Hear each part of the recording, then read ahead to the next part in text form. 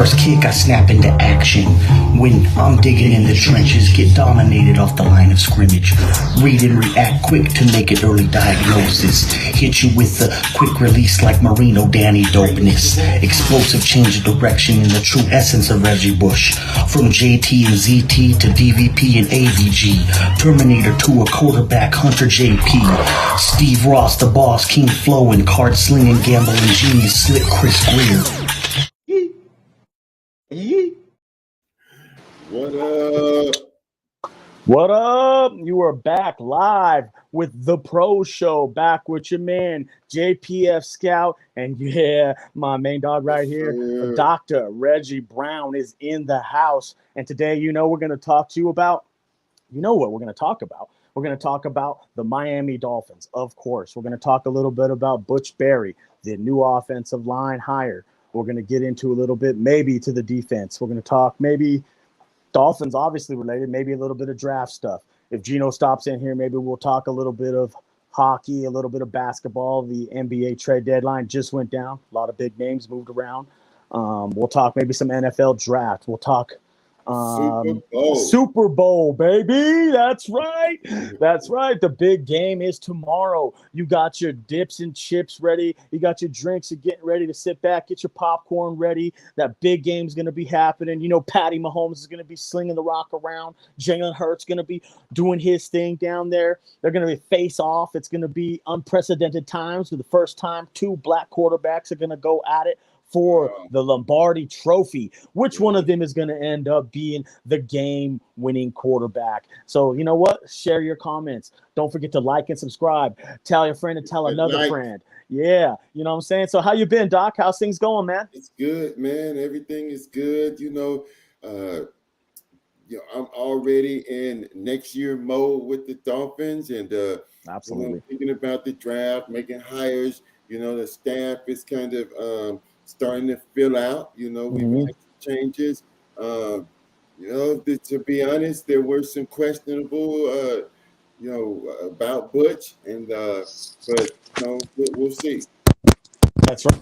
Yeah, in the spaces, you kind of talked about it a little bit in there and touched on the fact that maybe we should trust McDaniel's eye and let's give him the benefit of the doubt. These two have worked together before.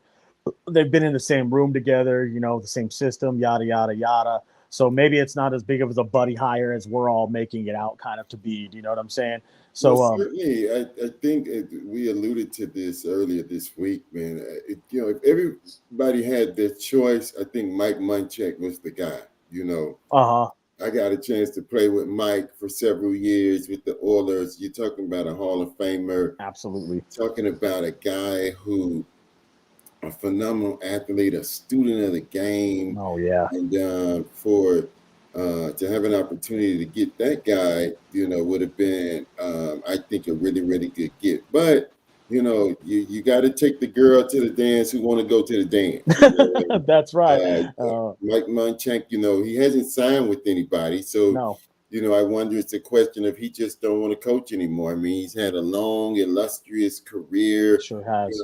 He's been doing football every year since he was age 6, and he's probably around 59, 60 right now. Yeah. And sometimes you just need a break here and there. So maybe he hasn't made a decision, or maybe he doesn't get back into it, and so then now you got to make another decision. And the word out of Denver that we heard this week wasn't necessarily good from what Denver was saying, but Mike McDaniels, I believe he knows what kind of coach he needs. And, we'll just have to hope that he got a guy who fits the system, who clearly knows the system. And I know that you could probably talk more about this. I know there was some talk about McDaniels had to spend a lot of time with the O-line and couldn't really focus on other things. So maybe this allows him to now focus on those other things. Yeah, I did hear something like that, but I heard it was Frank Smith. I heard Frank Smith, which is the offensive coordinator. He was spending way too much time in the offensive line room with Matt Applebaum, trying to, herd the kittens, as they say, as Mike Munchak and Bruce Matthews probably would have been like, nah, they ain't nobody turning and running and chasing the kittens. You just stay in front of your guy.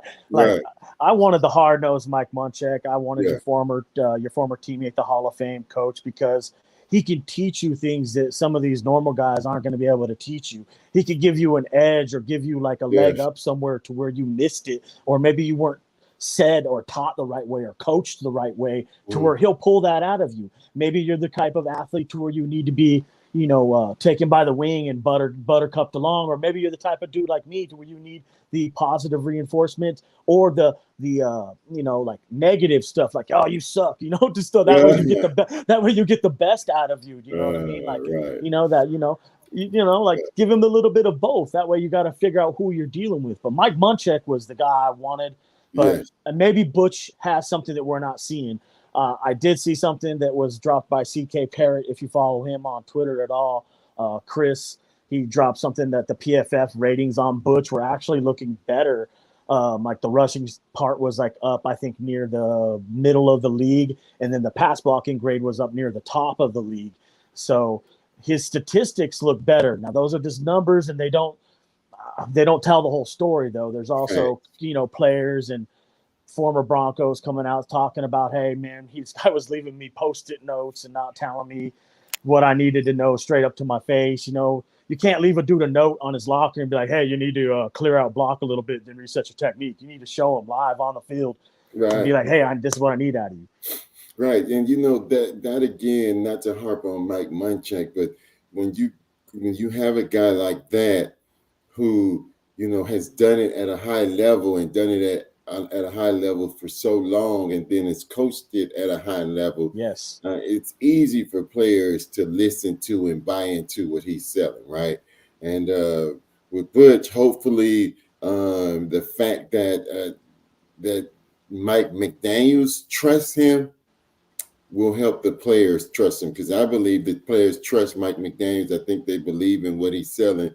And so hopefully him trusting Butch equates to the players trusting him and knowing that he's going to get that room right. Because one of the things that I've said,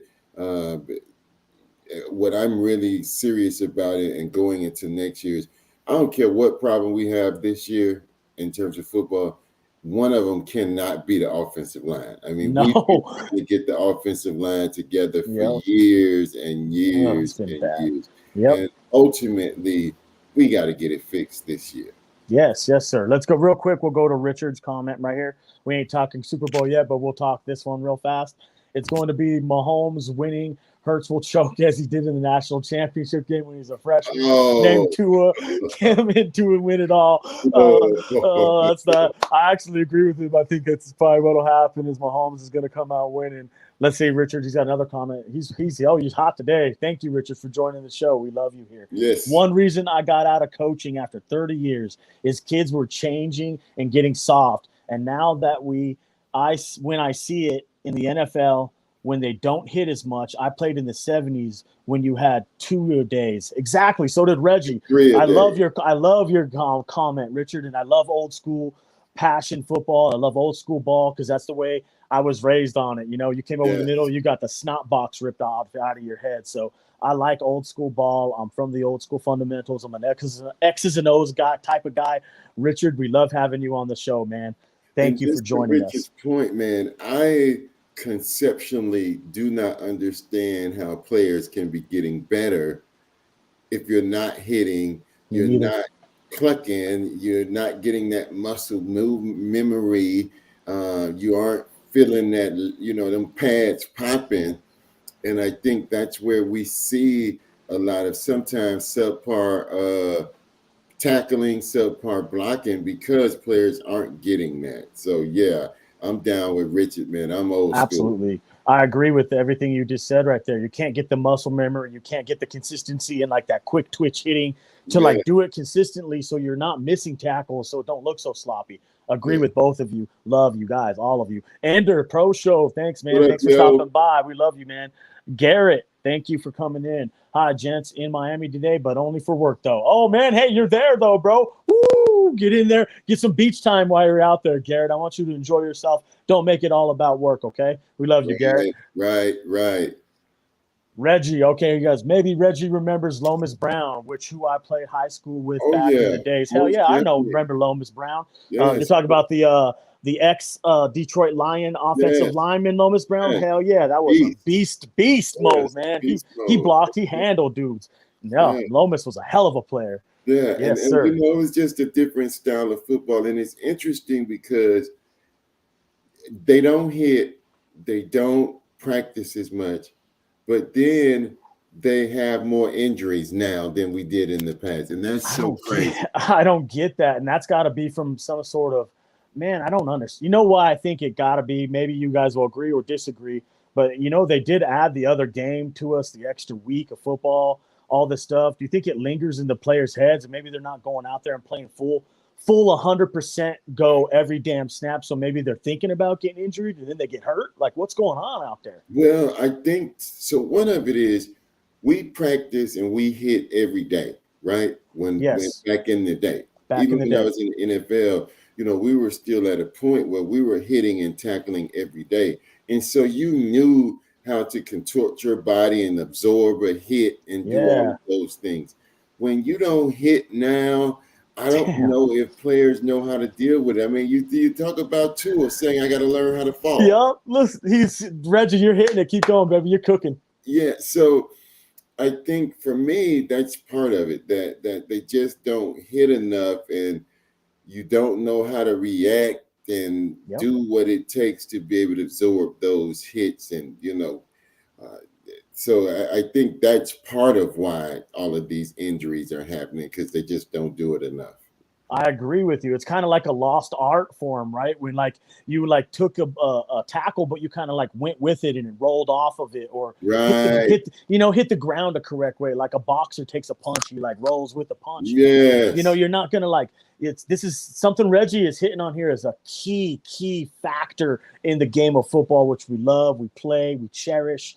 It's key. It's a lost art form of how to like absorb a blow to where you're not going to get hurt. Like the same thing like snowboarders would attest to this. Like a snowboarder, when you're going down a hill and you fall, you got to learn how to fall. You like tuck yourself in and roll with it. If you leave your limbs going like this, it's going to fling them uphill and you're going to break your arm. It's kind of the same thing with football. You leave yourself hanging out there, don't keep your head on a swivel, you're going to find yourself on the ground, buddy. So I agree, man. I totally agree. And I cherish your points right there about football. And this is why we love the Pro Show. Don't forget to hit that like and subscribe button. Tell a friend and tell another friend. You're getting key things here out of football players that you might not have thought about before because it hasn't been explained to you that way. What he's saying right here is key things he's talking about. You know, Tua ain't. You know, I heard he's taking some judo classes. What do you think about that? Yeah, in light of, again, taking hits in practice, right? Yeah. I guess you go take a judo class, right? Yeah, you got to get the contact in some way, right? Practice, you go take a judo class, you know, which is, hey, man, I don't know, you know, they it's just a new era, and I understand, and I guess that's the way you have to do it. To me, you know, we learned how to practice and hit. You know, you don't take people to the ground. So there's a way to get the contact in and learn the art. I mean, you look at how many missed tackles there are. Oh, man. God, so many, bro. I mean, just things that you would just think that would be so, you know, ABC or happening. Fundamental, right? Like it should be taught, like, you know, like day one, like that's football 101. I agree. It's like something that's being like lost in the game these days. It's not being taught enough. Yeah. So worried about everyone getting hurt. The infamous red jersey. Yeah, the infamous red jersey. Yeah, you put that thing on and then you get that. See? And then they can't get hit. So they're like, damn, I don't even know how to get hit because I haven't been hitting so long. And it's like the quarterback coming back from injury, right? Where he's like, man, I just want to go out there and get hit so I know what it feels like again. Yeah. So, yeah, but I hope that, you know, getting back to the offensive line, man, we got to get it fixed this year, man. I'm over year in and year out saying, you know, the offensive line is the issue. The offensive line is the issue. And I think this year we have 3 solid pieces with Armstead, Connor, and Hunt. And if we can fill in those other 2 pieces and have some backups, you know, again, talking about the injuries, you literally need 8 linemen, 9 linemen that are ready to play and quite honestly be ready to play for extended time.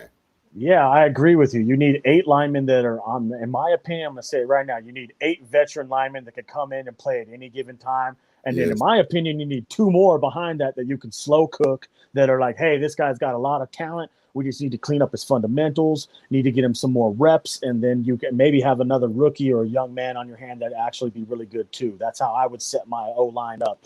And I would actually put a couple more on the practice squad that I thought had talent too, but had maybe a more project to have more years to come to them. Reggie Sawyer, yes, Reggie, you are correct. Tua needs to be hit daily. Doesn't have to be hit hard. Hits but thuds. I agree. You need to be hit. You need That's to learn what how it to was called. take a You can hit. tell Richard old school. He said thud Yep, up, thud. man. Yep, exactly. When you get thud, right? Yes. Oh man, you guys both probably took lots of thuds back in the day. I would Yes. imagine. Like it was the Yes, game that I man. grew up on loving. Like you woke up in the morning, you're like, damn, this is the most violent game in the world. So you have respect for people who did it, man. It was just so awesome, man. That era of football was just so legit. Hell yeah, here you go, Garrett. Oklahoma drill. Oh You man. going to jail. Yeah. Somebody going to jail, they do an Oklahoma drill now, man. You can't do it. They won't allow it. Can't do it. Man, you could tell who wanted it, boy. You look at the back of that line in that Oklahoma drill and see who really don't want to play. You talk a lot, but now you at the back of that Oklahoma drill, man. You got to get in the front and go through it, man. Oh, you're right, man. You separate your men from boys right there in that drill, honestly. You see all the ones who are like, nah, I ain't doing the ones who step up like, let's my go. shoulder, all of a sudden that shoulder start hurting and that ankle's feeling Yep. Oh, that's too much, man. Yeah, you can't run those no more. No, not for Tua though. What do you think? If you've done some research on Butch, what is his thing? If you had a chance to look into who he is as a coach. When I did do a little bit of diving on it, like I didn't do a lot of research, but from what I know and what I've learned, he's a coach that literally doesn't have that much experience though. Like he's kind of had some jobs here or there, some assistant ones. He did have the year with Mike McDaniel where they worked together. They had a good record that season together. They looked good as San Francisco's team went to the NFC Championship game. They went 2-1 down the stretch in the playoffs. So they won playoff games together. I think it's more of along the lines to what you said. It's a working relationship. He knows what he's going to get out of Butch.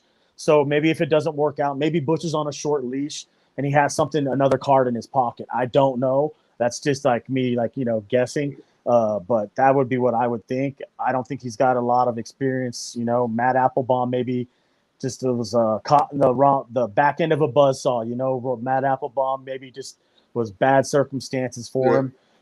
Maybe he didn't deserve to be fired. Yeah.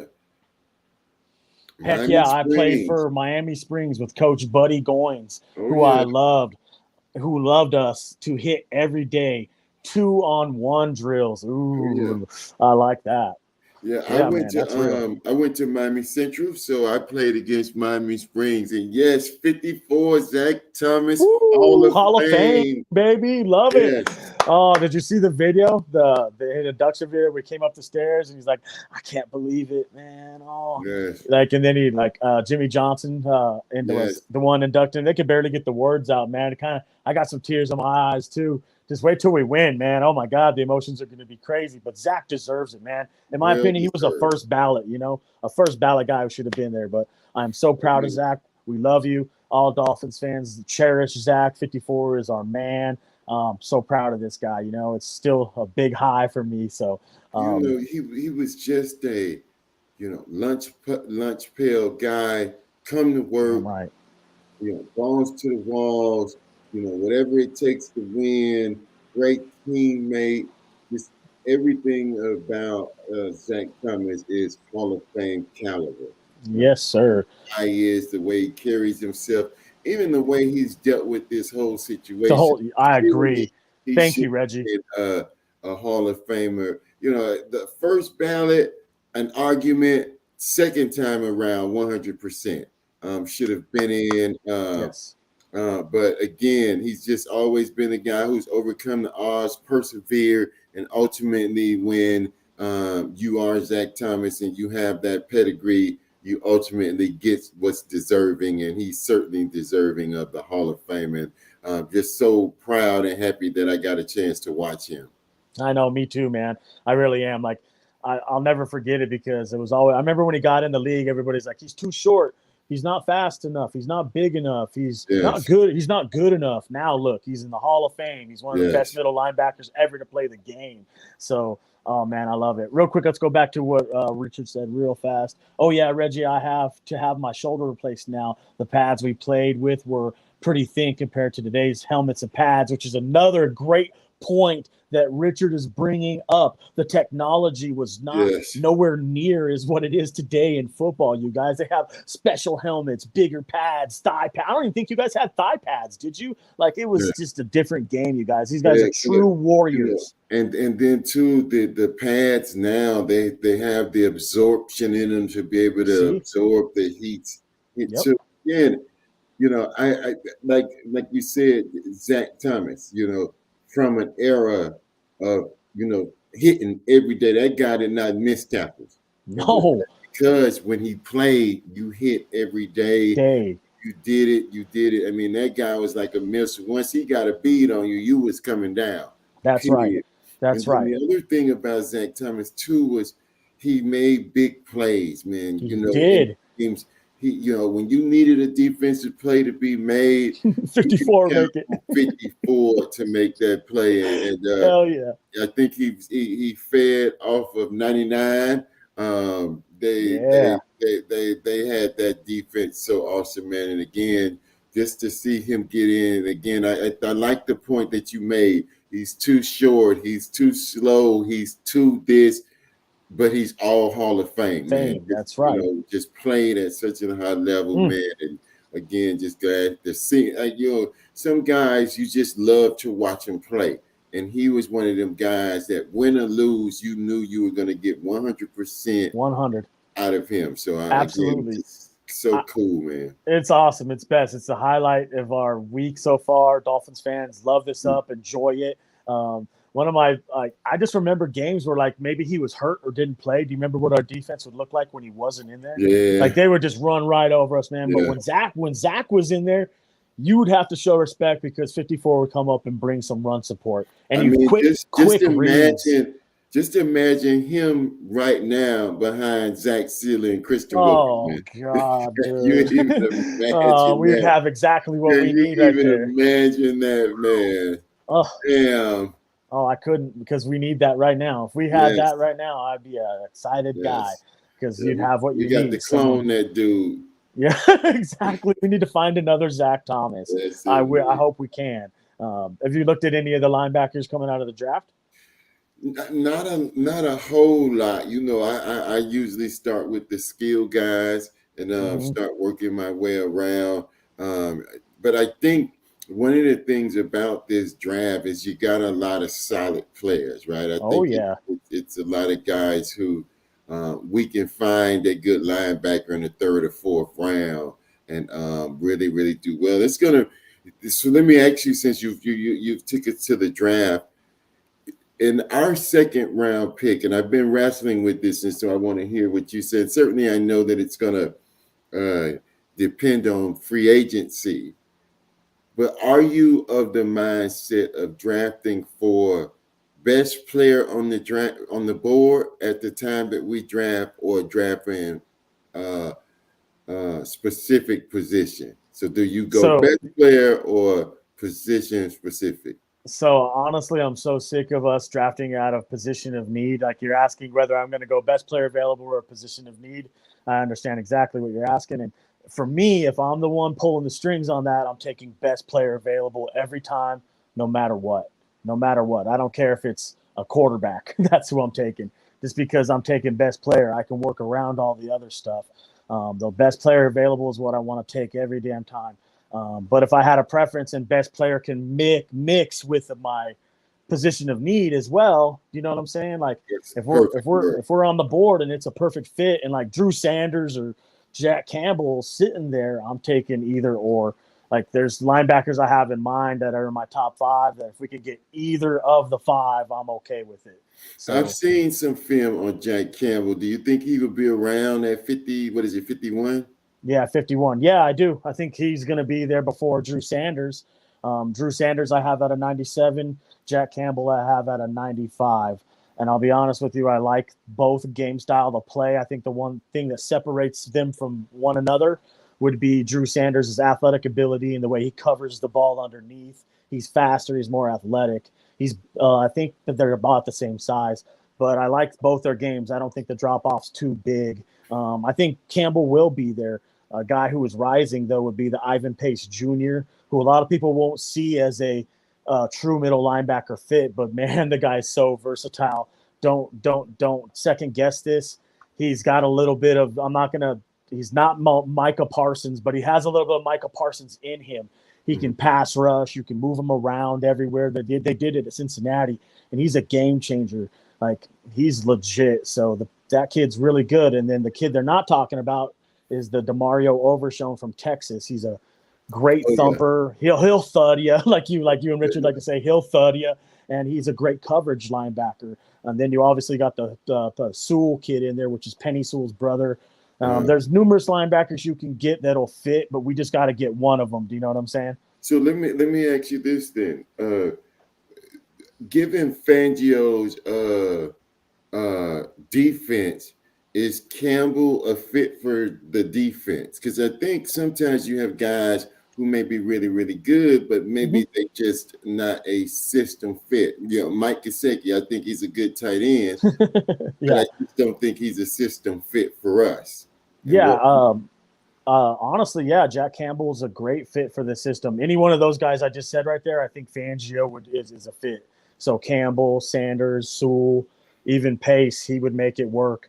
I like all 4 of those guys right there, and Overshown. So I like all 5, and I think all 5 of them that I mentioned definitely fit Fangio's system. Yes. What's up, Garrett? I think this one real quick. I heard Neil Driscoll said he thinks surely that Campbell will be there at 51. Vito in the house. What's up, my man? Hey, Vito, guys, great show. Vito, we love you, buddy. Thanks for stopping by. Great time to say, don't forget to like and subscribe and tell a friend to tell another friend. We got a great show here going, The Pro Show. I wish Gino would stop in and say hi. He's probably got a lot going on. That dude's a really busy guy. But all in all, man, I think we definitely need to get one of those 5 linebackers. And a veteran wouldn't hurt either, out of free agency, if we could free up some money to maybe get into the linebacker, room. You know what I'm saying? So you're thinking we go, because this is what I think. I don't necessarily, unless he's a stud, and I say fix the offensive line through free agency, get some, some good veterans. Yes. Get some good veterans, and Absolutely. maybe get a cornerback through free agency to help us solidify that position. There's some questions about, will Trill be ready? What about Nick Needham? What about Byron Jones? Some people are saying bring back Byron, which I am over that shit. I don't want to mess with that either. At all. I did hear about Nick Needham, that Fangio is interested in bringing Nick Needham back to the Miami Dolphins. And I got news for you guys. I don't think it's to play cornerback. And if it is, it's definitely probably slot. And then you'll have to kick Kuho back outside. I see it more envisioned as he wants him to be the second double. You know how they likes to play the 2 high safeties? Yeah. I think they're going to try to play Nick Needham as a safety. So if they bring Nick Needham back here, I think he's going to be the second man in the 2 high safety look. Brandon Jones will be like the rover robber type. Do you know what I mean? Like, I think that's how I envision it, at least. How do you see it? Yeah, I wonder. So there's been some thought that maybe Brandon Jones doesn't fit the defense. Because I'm wondering, when I heard about the Nick Needham deal, moving him to that safety. Yes. So then what does that say about Brandon Jones? Where does that put him? Maybe he's a backup? No, I think maybe you're using him in that role I'm saying, like Rover Robert, more nickel and like More dime bringing more looks. down. Yep, bring him into the box because I like his tackling ability. He's more Right, like of an extra course. linebacker to me. Yes. Now, if you can get something for him and Fangio's like, nah, I can get that anywhere, then yeah, you make the move. You got to move what don't fit. Well, so because I love Brandon Jones, particularly just from a tackling guy, being Oh very, very yeah, he's solid, solid. a great blitzer. But to Vito's point, with Trill, I'm Oh, I love concerned about the Trill. secondary, right? And knowing how, the technology has certainly improved, but we got a lot of guys who are coming off surgeries. It's not Yep, just injuries; they've been under the knife, knife. and Yep, so it's true. typically you can play that next year, but really you're not right until the following year, and so I'm wondering how they address all of those things, considering all of the injuries we have. And I agree with Rich. Defense wins championships. We gotta Absolutely. fix that. Yes, you have to fix that. You have to fix what's going on down there. And like to go on to what you're saying, they have been under the knife. Maybe they won't come back 100%. So do you have a fallback option? Do you have Yeah. some sort of like, somebody in mind they got free agency wise they want to pull in? Like Vito said right here, though, I'm honestly excited as well. I can't wait to see how Trill does in the system. I hope he sticks around. I really like Trill Williams. I like Nick Needham too. I hope we can somehow retain both. But we also need to like either draft and inject some youth into that spot, or you're going to need to get a veteran, maybe even two veterans to come back and play in that spot. Don't be surprised if they go and bring back someone like Justin Bethel and like for a cheap option to put into that spot because I don't know what they're going Well, to the do with one him. thing that I like, based on what I'm hearing, is that Fangio is going to have full control of the defense, Yep. and I think I like that idea of giving him autonomy to go and pick the players and figure out who he wants and what he wants to do with that. And let him buy the groceries, man, and let him, Yeah. cook, man. And so I'm excited about that. And I wonder, Same. we may have a lot of guys who we think, hey, I like this kid Trio. I like, what is Cater? Is he Caterer? What does he think about him in the system? Like you said, what do these guys fit his system, and how much turnover are we going to have because of him getting people for his system? Yeah, that's a great point you're bringing up because there's going to be some sort of fallout, some sort of turnover there, no matter what. I don't know who's going to be the victim of the turnover. You brought up a lot of great names right there. Kuho, Brandon Jones, what we're doing with Trill Williams or Nick Needham. Do they fit his style? I think that Trill Williams actually fits a little bit better than Nick Needham, and he wants to bring Nick Needham back. That's just my honest opinion because the way he does is he disguises a lot of stuff behind it and then tricks it. And you got to have a cornerback who's smart. I'm talking like very disciplined, who's like going to literally stop all his hips and his momentum and look at the play like he's designed to do. Because he's got a lot of plays where he asks those guys to literally stop their coverage dead in their tracks and just play zone right in one place. And it's because he thinks when something's coming to one side or another or to give them a different look. So what you see pre-snap looks like a cover two, he'll roll that damn thing into a cover four, but then get exotic with it and bring like one of the guys in and blitz off the other edge. So Yeah. he'll do some weird stuff. Yeah. How much blitzing does he do overall? Not a lot. He's not very blitz happy. He's more, how do I say it? Balanced. He's more balanced. He believes like kind of like old school, like me, you, and Richard, to where he wants to get pressure with four so that he can design stuff off the backside of it to make the quarterbacks think and second guess. Like I said, roll coverages into different coverages, bring guys in up to the line, and then drop them back, give you a double A gap look, then drop one, bring one, play with it a little bit off the edges as well. And you got like a corner who's aggressive that you can blitz like a Trill Williams, man. You could design some cornerback blitzes to come off the edges with some of that stuff as well, and then design the coverage to roll to his side of the field. So you can do a From lot. one of the things that I've heard, and I don't know where I read this at, maybe on USA Today or something, where they said that his defense is going to be really frustrating at times because he does take a bend but don't break. But you will be glad at the end because they won't break. And they keep people out the end zone. They do. I read a great article on him that was on The Athletic where they were talking about everything I was saying, like how he likes to disguise, move things around, change looks. You will get frustrated though, because you every once in a while maybe he won't dial it up right, or somebody doesn't do the technique correctly on the coverage that he's calling, so they'll get beat. You know what I mean? So they will bend a little bit, maybe over the middle. But I think what he's looking for, from what I definitely remember in Chicago as well, if you remember his days there, is that he needs guys who can get home with that front four. So, you know, he had Mac back then too, and a great supporting cast around him with some defensive linemen. So you're going to need to have guys who can get pressure.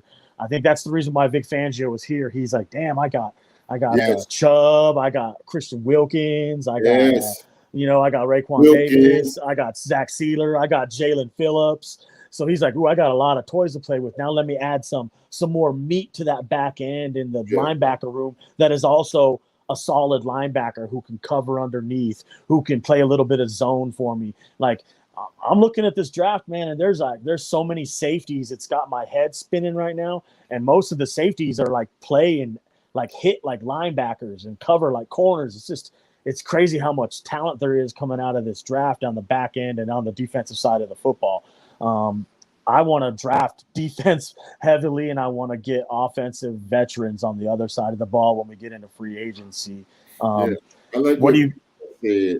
He said he wants to play. He wants to go based off the front four, which you just said. Front four being very, very good.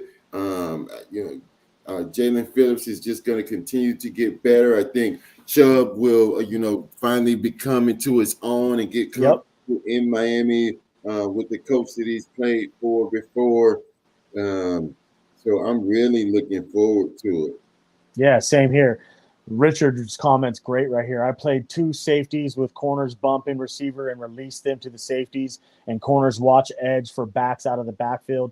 Blitz either linebacker for pressure. Yes, that's exactly what his scheme's kind of like what you just said right there. Like, he'll show you something and make the corners have like responsibility to the edges per se. Do you know what I mean? Like, hey, that's your edge, so you got to take it. So you're looking for corners who can tackle them, that are very aggressive, that play good with their hands, that can block shed, that can tackle, obviously one-on-one in space. Like, all that stuff is very important. Very, very. Ender, BPA, yes. Best player available, in my opinion, every damn pick. Please don't reach. Try not to reach. The reaches and the trades up for Liam Eichenbergs and players like that. I want to stay away from this crap. Noah. Like, don't go out there and get me a guy who's like, this is a receiver. Now we're making him a corner. Don't give me no projects. I don't want them right now. I need a guy that's a more of a for sure thing that I'm like, hey, this guy's going to be really good. I need that. And he's played that position his whole life.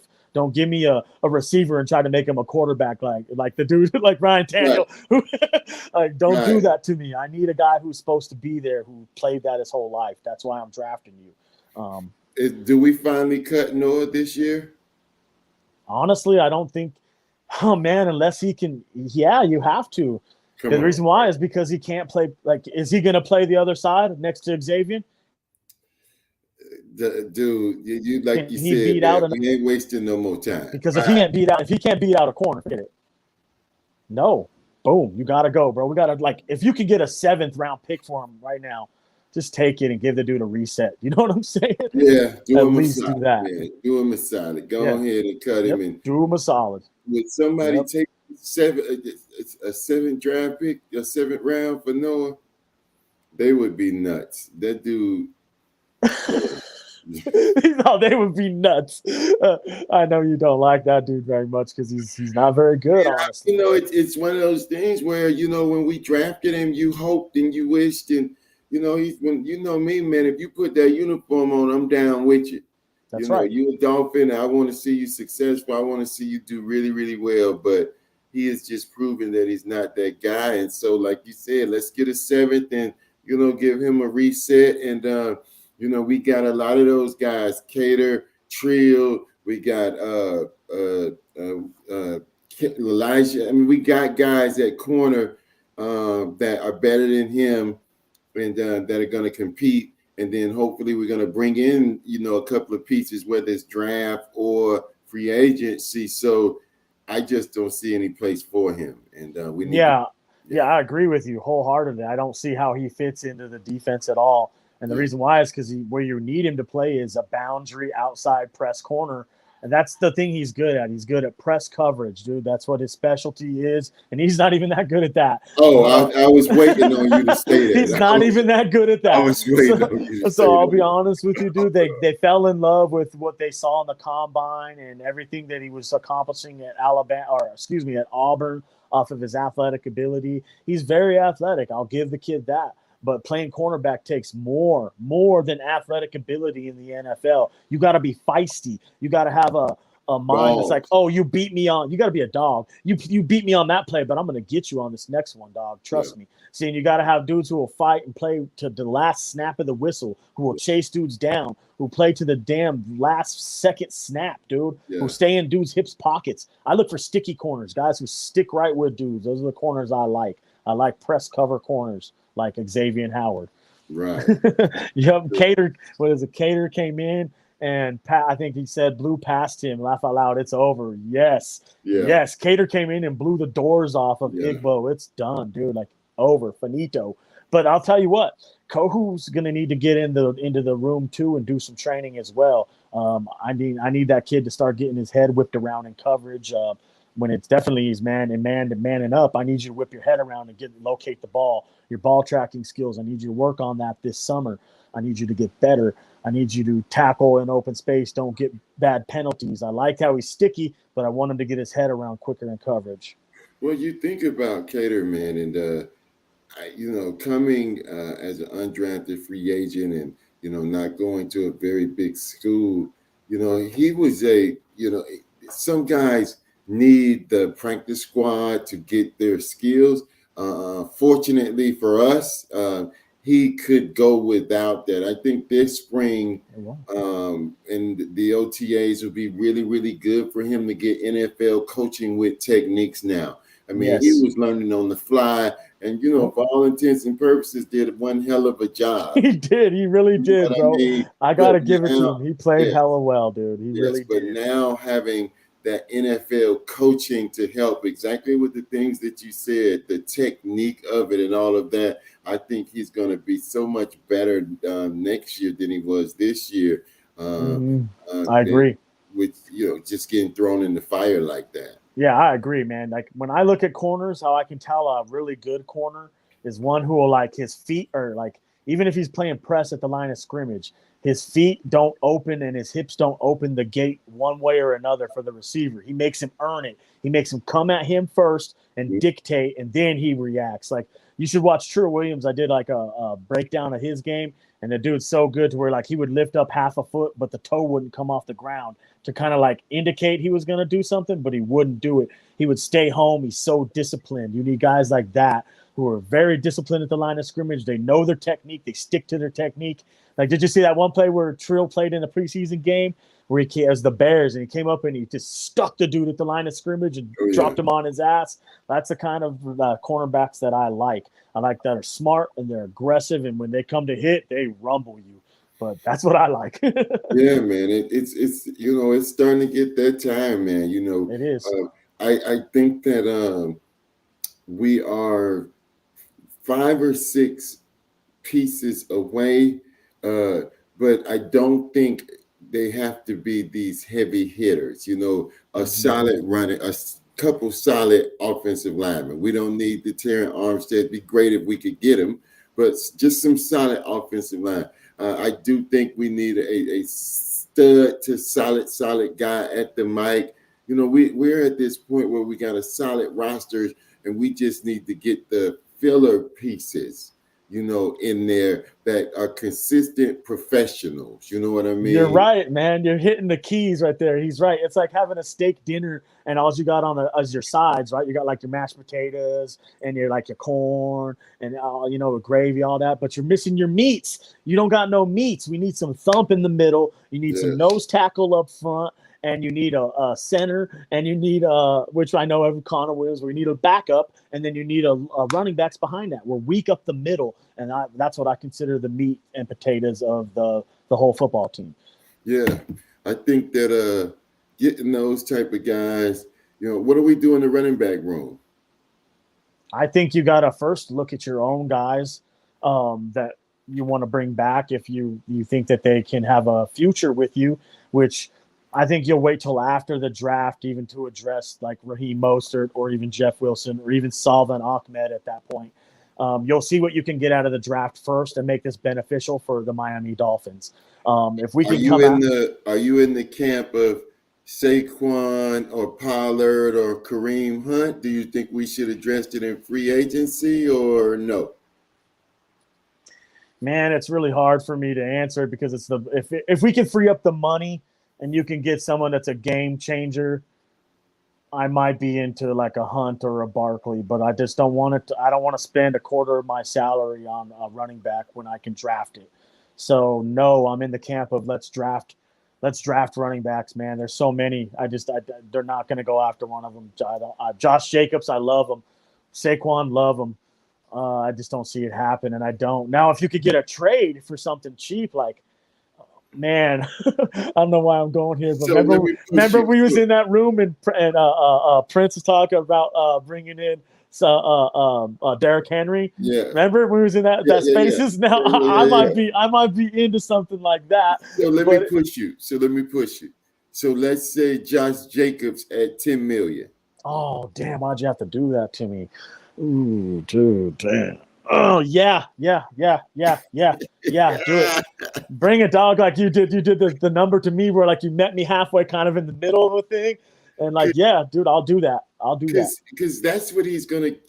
I mean, it's running back the room. What Henry makes 14 million. Yeah. So Josh Jacobs is gonna probably get 10 to 12. If he came for 10, bro, yeah, or like under 10 with incentives, with an incentive-based deal or something, yeah, I would be into that. Kareem Hunt at 10. Oh, it's not my money, so I'm not gonna really too worry about it. And I always gonna want the player to go for his bag, but seeing how this is Dolphins money and like we need as much of it as we possibly can, I'll be more comfortable with like 7. With Kareem, yeah. That's Dalvin just me. Cook at 10. Oh, damn, dog. No, not with his injury. No, not his injury history, man. I like Cook a lot, but not 10, dog. Give me the same deal like we were talking Jacobs, like an incentive-based deal under 10, but you can make 12. And then I'm down. You know what I'm saying? You really like Dalvin?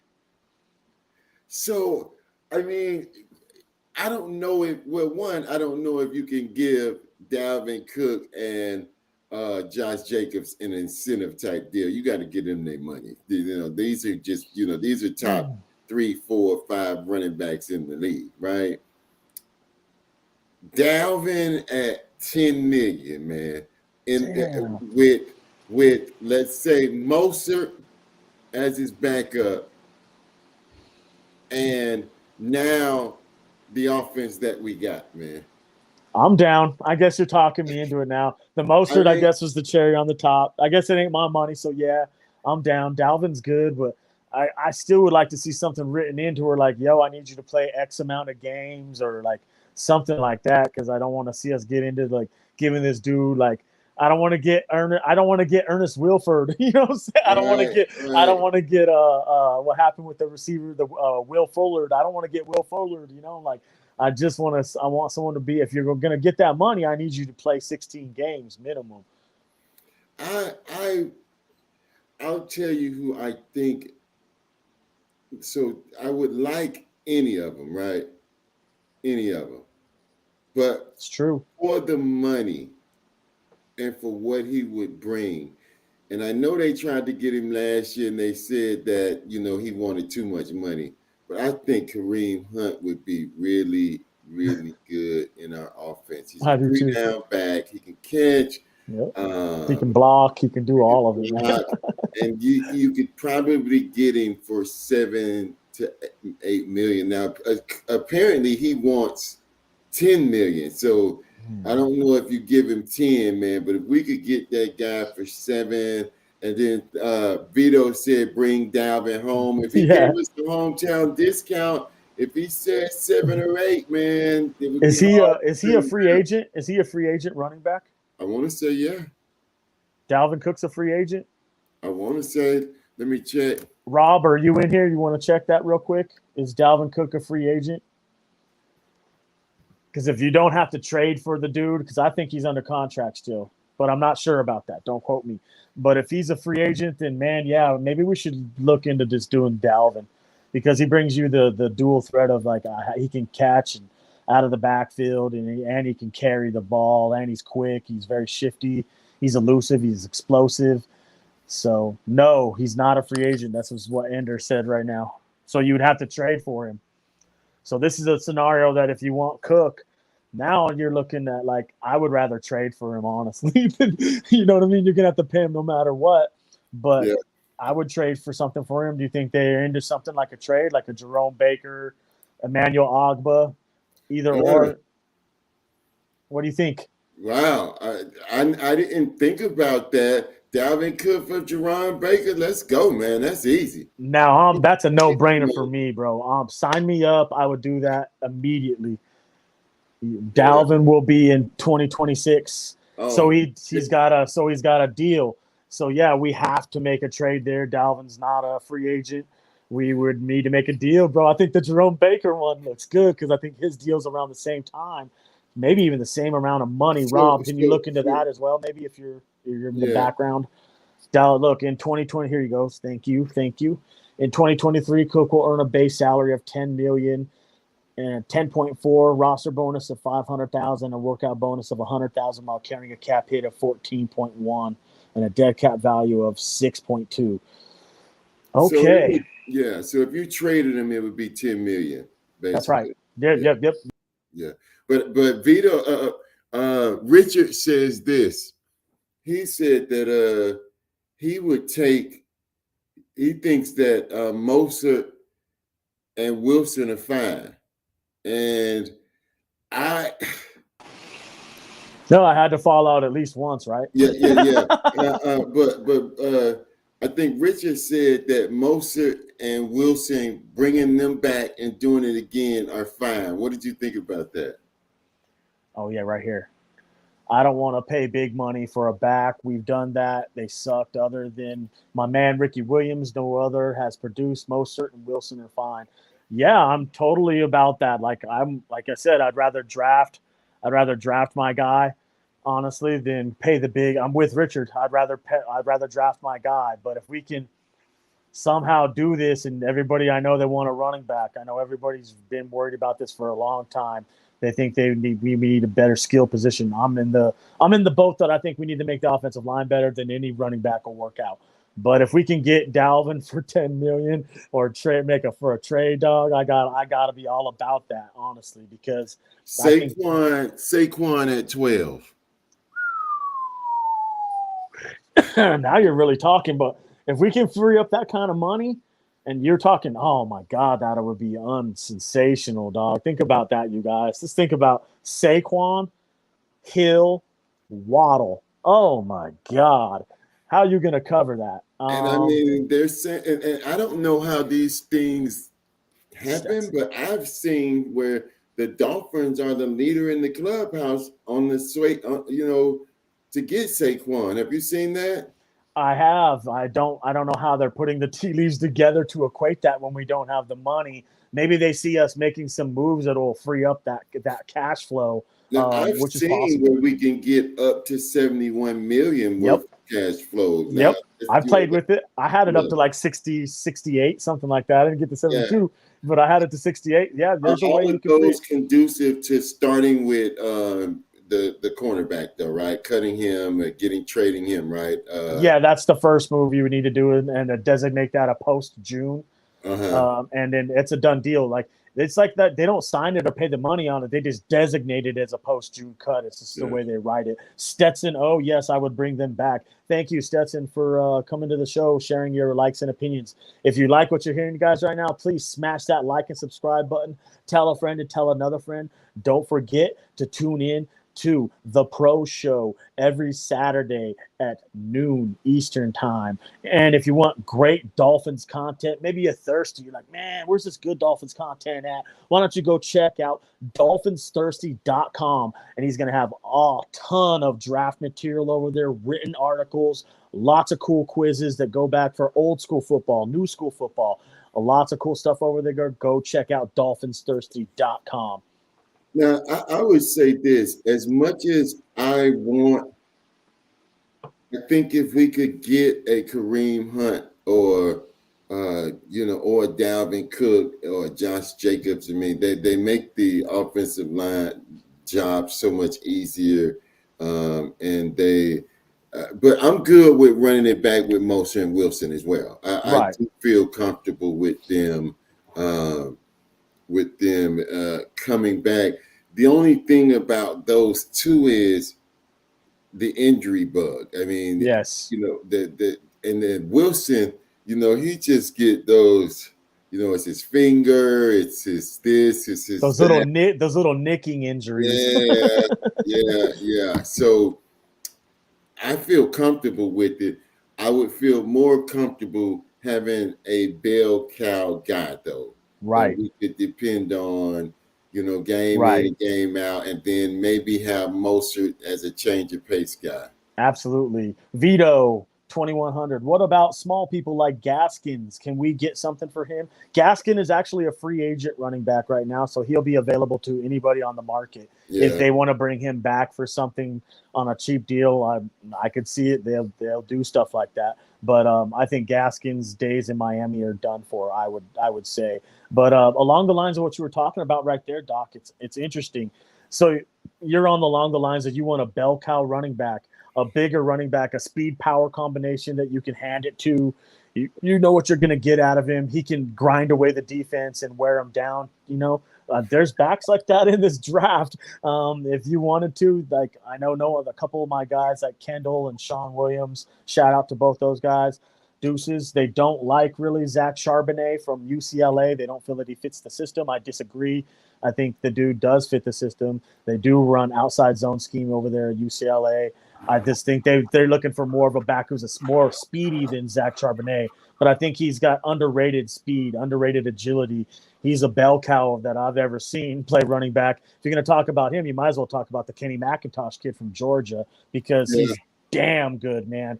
Like this guy is unbelievable. He's like a slot receiver that can play running back. There seems to be a lot of those types in this draft too that are like they're different fitted. They all can do a little bit of something, everything, like different, So yeah, that's always the argument with running backs. You can find one in the draft, right? Yeah.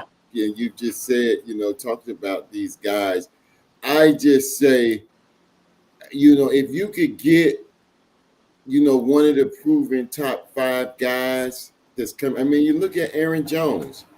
I mean, from Green Bay, I think the free agency pool or team is Aaron Jones. I think he's a free agency, or maybe the Packers are trying to get off of him because his name has come up, and maybe he's not a free agency, but the Packers are trying to get off of him. I think they're trying to get off his deal. But I think there are a lot of pretty good running backs that teams are trying to get off of as they're going into different directions, that we could get at one of those guys, a really, really solid guy that we wouldn't have to worry about the position for a while. And if we could get one of those guys again between 7 and 9, man, I just think we got to take a chance, because I'm looking at our team in this window, what is the tour window, I think is bigger, but the Terran Armstead, the Cheetah window. That's a small window. That's a small window, right? Mm-hmm. And so to capitalize with those guys is kind of what I'm looking at.